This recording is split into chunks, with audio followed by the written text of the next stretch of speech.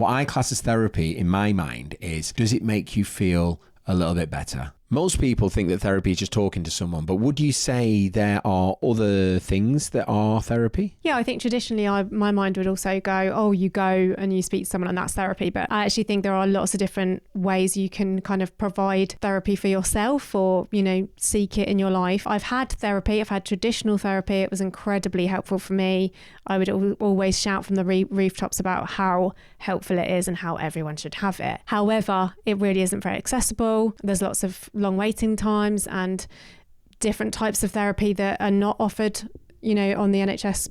Or very expensive. Or they are really expensive. So I find reading a lot of books. I read a lot of books on kind of the way the mind works. And I try to give myself therapy by kind of reflecting on my behaviours, writing it down in journals and then looking back at it thinking, oh, wow, I didn't deal with that very well. I actually think you could talk about therapy being in lots of different ways. Yeah, I mean, for me, I would say even having a massage is physical therapy, like... Oh, yeah.